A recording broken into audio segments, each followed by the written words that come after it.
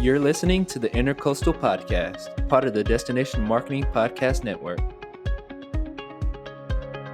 Hello, everyone, and welcome to the Intercoastal Podcast. I'm Daquan Mickens. Since Halloween's only a few days away, our guest today is Charlotte Lawrence with Tales of Lowcountry, a company that offers historic tours and ghost tours here in Beaufort. Welcome to the show, Charlotte. Thank you. Thank you for having me. Oh, no, I'm glad to have you on. We're still setting the mood for that October Fright Fest, that scary time to be in Beaufort. So I think you are a perfect guest to kind of help with that fall transition. Halloween's one of my favorite holidays, and it definitely kicks off that fall feeling with the pumpkins and the leaves falling as you slowly get into Thanksgiving and the rest of the fall holidays. So could you tell us your Beaufort story? How'd you get to Beaufort? Are you originally from Beaufort? Or when did you come? So I was born at Beaufort Memorial Hospital longer ago than I'd like to admit. My daddy was a shrimp boat captain and my mama worked as a newspaper carrier. So I grew up all over Beaufort County. My grandmother owned a country store out on the way to Hunting Island, and just about everybody stopped off at that RC Cola sign. So I've really been able to see so many of the personalities that make up Beaufort, and the community that we are has just always been so heartwarming to me. Yeah, that's awesome to hear from actual born and bred Beaufortonian. We hear people who moved here with military, and we hear people who came here for vacation. They loved it, so they stayed. So when we hear all the time that the community is great and what the community is from the people who weren't born here, to hear it from someone like you whose family has grown and been in Beaufort their whole lives, it's an amazing thing to hear. So with you being from Beaufort, did you grow up hearing the ghost stories that we know now today? Yes, I got to grow up. You know, when you grow up in Beaufort, feels like there's not a lot to do, but as an adult looking back, you realize how blessed you were that there was a lot to do because you found things to do. So we would go hunting for a lot of these ghost stories, my friends and I get to talk about that all the time now. So what a blessing. You know, we got to go after the Lands in Light. We got to explore the Old Point area in search of the Grenache, or a gauche, as some of the newer locals call him. It's just such a blessing to be able to grow up in the area and then turn around and get to talk about your childhood as a job. Yeah, that is really cool, because who knows your childhood or the stories better than you. You got to experience it going out in high school and middle school and even later, each trying to get these own stories and trying to get your own recollection of these events. So that's really cool that you're not just giving secondhand stories when you're going on tours. You can say, hey, actually, when this happened, I was this years old. And it makes it more immersive and real when you get to hear the stories from people who actually got to experience it. So can you give us an overview of the different types of tours that are offered through Tales in the Lowcountry? So we do offer a historic walking tour and a historic van tour available upon request. We also offer a ghost van tour available upon request, but we try to be really in line with the city ordinances. So any type of vehicular tour has to be done out of the Old Point neighborhood by 6 p.m. So ghost van tours, it's rare for people to request them because we have to leave at 4 o'clock. Yeah. But we offer them. Sometimes people need them for various reasons. And then the one that we really focus on is our evening ghost walk, and mostly because not many tour guides are out that time of night. So we found it's a service that we can offer that isn't readily available with all the other tour companies. Yeah, that's a good idea to kind of split it up that way and still work with the city, and then have a unique way to get people to walk around and do a walking tour. So are the ghost tours seasonal, or are they offered all year round? We offer them year round. So as long as, say, my kids don't have a ball game, I'm down to do one. Okay. Yeah, that is really cool. So someone can come in February or March and get a ghost tour of the area and kind of hear the stories. It doesn't necessarily have to be fall or Halloween time. So tell us the most memorable experience of one of your tours, if you could. So we try to catch EVPs, Mhm. electronic voice phenomenon. And there are times when it is so spot on, it is eerie. There is recently, actually, just because that's what's at the top of my mind. Mhm. Recently, we picked up a spirit that we only get if somebody is grieving someone. She's a spirit that resides in the Old Point. There's a legend that her love was died and she herself died of a broken heart. And there are times when I will be talking about a very different ghost who's known for his obnoxious pranks Mhm. and great sense of humor, and we'll get a woman's voice and she'll interject, and she keeps interjecting until I tell her story. But I only get this one particular spirit if somebody on the tour is intensely missing someone or grieving. And I always tell the customers, you don't have to tell me. I am telling you that this is what brings this ghost about. If you would like to share it with me privately, you can. But this spirit likes to reach out to people who are grieving. And it's so wild because then I'll leave it at that and I'll continue the tour because I'm not going to put anyone on the spot with that. But at the end of the night, almost always, I have someone on that tour take me aside and tell me about a loved one who has either recently died or maybe they died years ago, but they still miss them so intensely. And it ends up with both me and the customer crying and hugging, and it gives them that catharsis. And I never thought I would have that on a ghost tour, but it's everything, you know? Some of these spirits are just so incredible in Beaufort. They're not the crazy flamboyant ones that you hear about in Savannah and Charleston. You know, a Mhm. lot of our spirits are kind of caring. They just want their story told.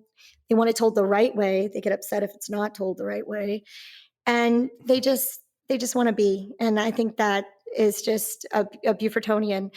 I tell people when they ask why the spirits of Beaufort tend to get a little chatty, I tell them if you've met a Beaufortonian, we like to talk. And Yes. that does not change when we die. You know, my Uncle Terry would hang on to the side of your car when you were backing out of his driveway, and he would still be talking to you as you're backing out the driveway. And I think a lot of the spirits of Beaufort are like that as well. So I think this is a very special place for hauntings. We still have a few spirits that can get a little aggressive, you know, deep in the Gullah community. You have the Mhm. Haints and the Hags, Yeah. and they're still about, but a lot of our spirits are they just want to interact. And I think that makes Beaufort very special. Yeah, that's really cool because the next question I was going to ask, have you seen anything unexpected or surprising? But for me, hearing that you guys do have like contact and voices from the spirits, that's surprising to me because I thought it was just, oh, here's the story and we're gonna tell you where while we're walking, here's what happened at this place, or this is where such and such was. But the fact that you guys have interactions and voices and stuff like that is really cool for me because I like things like that and it's really interesting. Speaking of it, have you seen anything besides the voices? So every now and again, we'll catch glimpses on the tour. It's mostly shadows that move in odd ways. People have caught orbs, people have caught Mm-hmm. outlines on their cameras.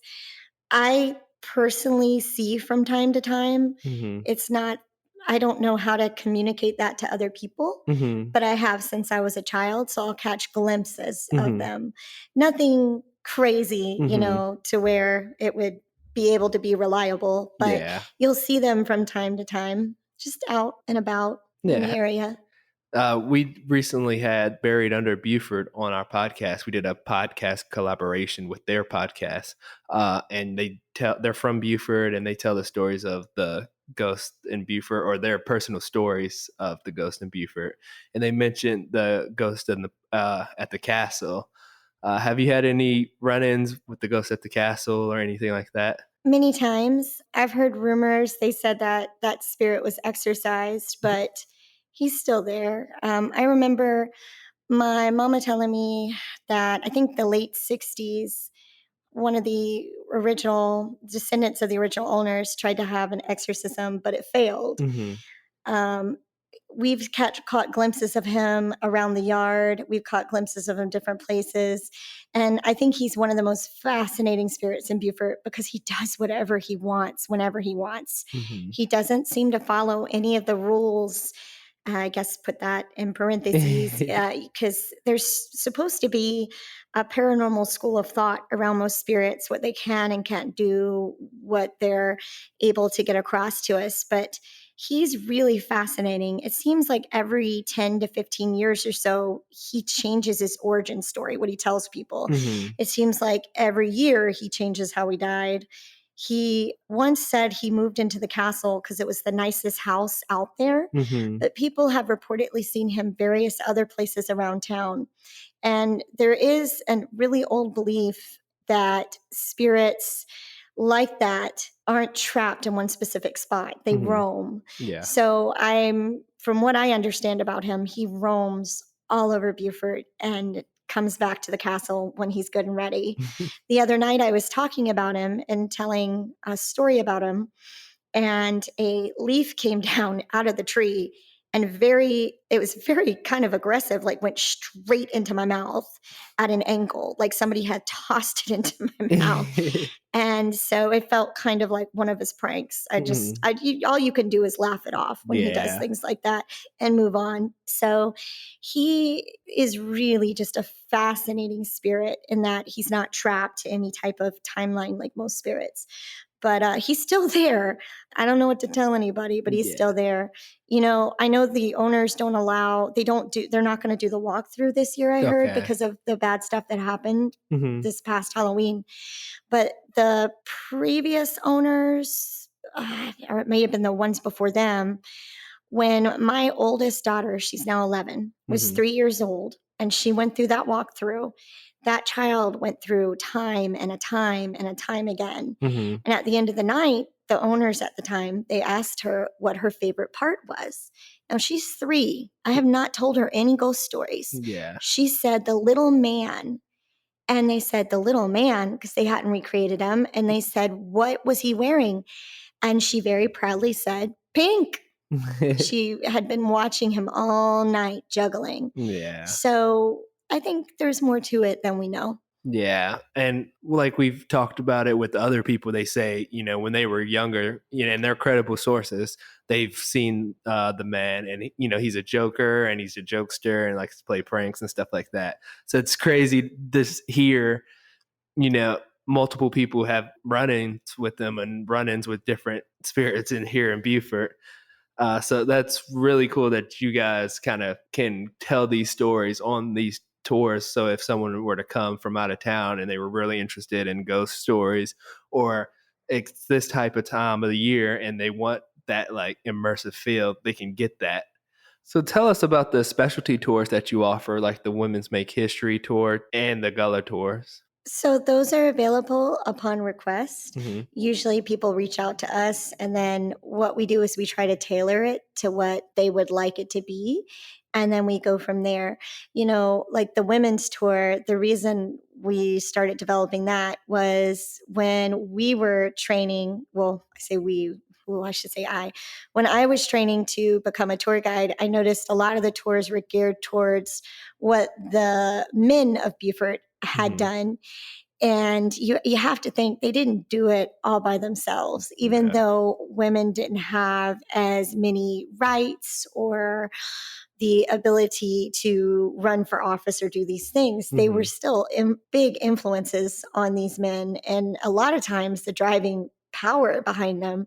So being able to talk about their contributions, Mm-hmm. and then fast forward a little bit past any of that, after the Civil War, it's important to remember that women were a huge part of the Reconstruction effort.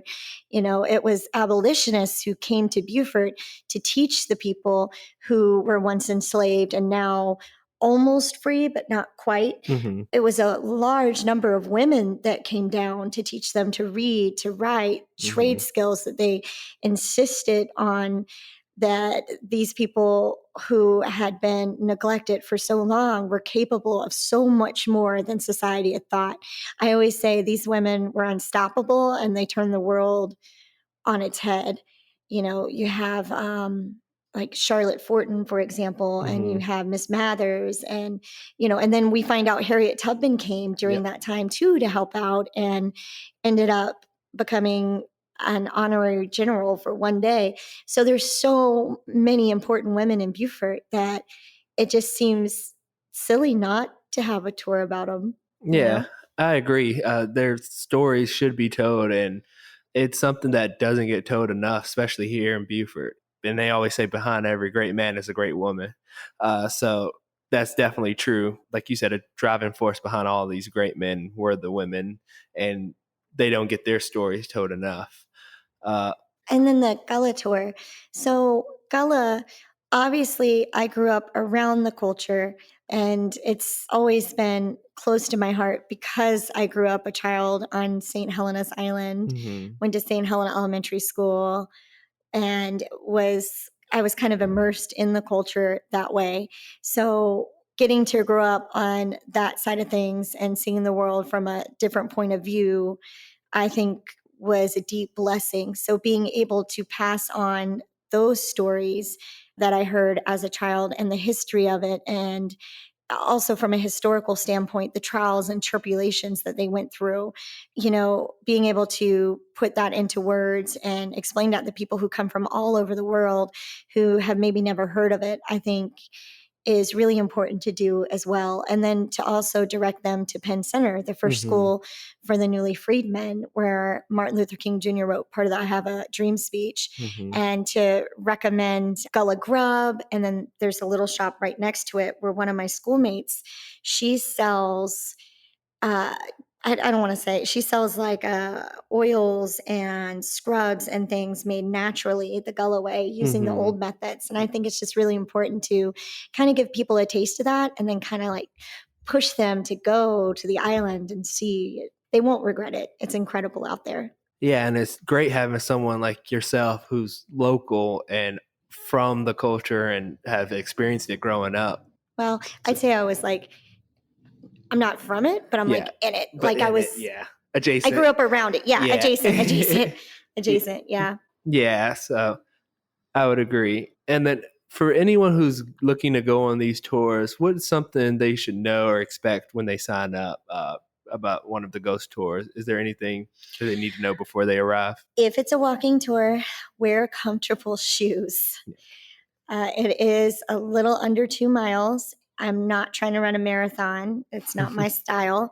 I like to walk a good pace so that we stay on time, but I also like to adjust my pace to fit any customer that needs me to. But definitely wear shoes that you can walk in that are comfy. If you would like to bring a bottle of water, bring a bottle of water, whatever you need to be comfortable.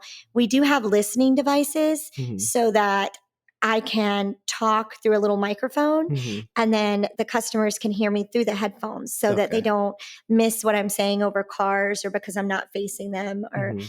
things like that. Okay. And would you say if someone was like scared or like terrified or of ghost, or they wouldn't like, they don't really like the ghost story, would you recommend like it's not too bad, or how would you like, would you say it if someone were to come on this tour? It's not too terribly bad. I feel like society has desensitized us to horror in general. It's Mhm. definitely not going to be as bad as some of the horror movies out there. And I always tell the kids on my tour, it's not going to be as bad as Minecraft, some of the things I've seen y'all do in Minecraft. But there are a few gory parts. Like we do get really into the Yamasee massacre when the Mhm. Yamasee burnt the town in 1715, and very Mhm. few people got out with their lives.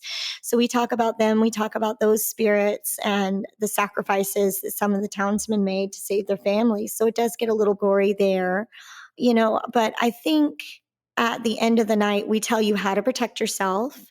We tell you different ways to protect yourselves across different cultures. We definitely tell you the way the Gullah say to protect yourself. For example, when we leave a graveyard area, I recommend that once we leave, people stomp or wipe their feet, because there's a belief that the dirt on the grave, called goofer dust, it can blow around. So even if you stayed on the pathway like you're supposed to, you could pick up a little bit of that goofer dust. So if you don't get that off your feet, you are taking something that belongs to a spirit so they can go home with you. And that's something that I personally learned from the Gullah community growing up, is you never take anything from a grave unless you have been approved to do so. And that includes goofer dust. Yeah.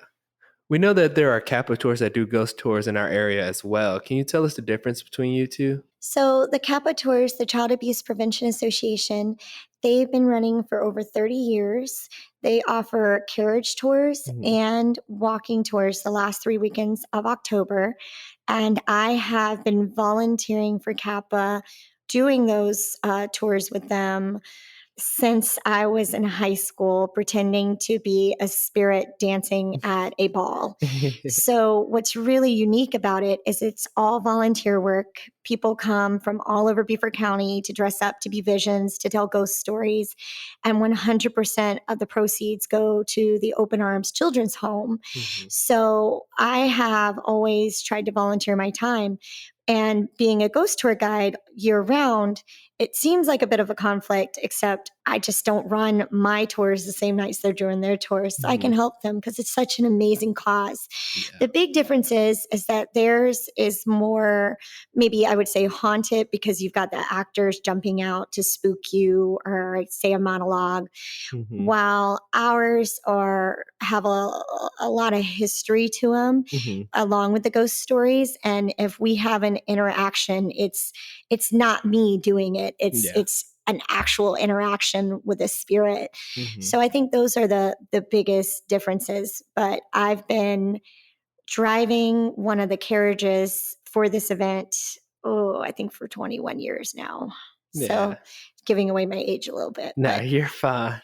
Well, this has been a great episode, and both tours sound like a great chance for people to get out and do, whether it's you want people to come out and scare you or you want the natural encounter if something were to happen, but to get the history of the Beaufort area and the ghost stories and just the different locations here in Beaufort. But if someone were to want to contact you and talk to Charlotte, could you tell us where they can go and where, like your social media, or where they can go to book a tour? Sure. They can go to www.talesoftheLowcountry.com, or they can call me at 843-812-2924. And also, if they've taken a tour and they want to call to ask questions, or if they have some pictures they want to share, I always encourage people, they can email them to us. They can get that from the website. They can also put them on our Tales of the Lowcountry Facebook. We love interacting with people. And we do have past clients that will contact us and be, listen, I was thinking about what happened on the tour tonight, and it really got me. And they'll explain something very personal. And I think I kind of live for those moments. Yeah. Am I allowed to tell you guys one of my favorite ones? Like, not the whole story, just like a little, like, tell you, like, Yeah. I just want to make sure that I mention that on my tour, I make sure to talk about Dr. Buzzard and Sheriff McTeer. They don't get talked about as often because a lot of the tours, people come and they want to hear mostly Civil War and whatnot. So that's also why I enjoy doing my ghost walk, because I get to talk about a little bit more modern times too. And I am convinced that a major streaming service needs to do a TV series about Dr. Buzzard and Sheriff McTeer. So I want to throw that into the universe, make it happen. I think that's a great idea. We talked about it recently on the podcast about Dr. Buzzard and how people go out to try to get the dirt up from Dr. Buzzard's grave. And it's just really, it's an interesting story, and it probably should be told. His grave has been moved like twice. Yeah. Because people do go out and try to or like the former houses and things like that. So it is intense. And I do agree with you. It's a story that needs to be told. But this has been a great episode, Charlotte. Thank you for coming on the podcast. We really appreciate it. Thank you for having me. I had a fun time. Yes, and that's Tales of the Lowcountry. If you guys are listening, They're great for tours, whether it's regular historic tours or you want a ghost tour. Charlotte would get you guys taken care of. Thank you all for listening to the Intercoastal Podcast. You can follow us on social media at visit_Beaufort_SC on Instagram or at BeaufortSC on Facebook. Don't forget to like, subscribe, and leave a review. We'll talk to y'all next time. This has been another episode of the Intercoastal Podcast, hosted by Daquan Mickens and the team at Visit Beaufort, Port Royal, and the Sea Islands. Produced by Relic.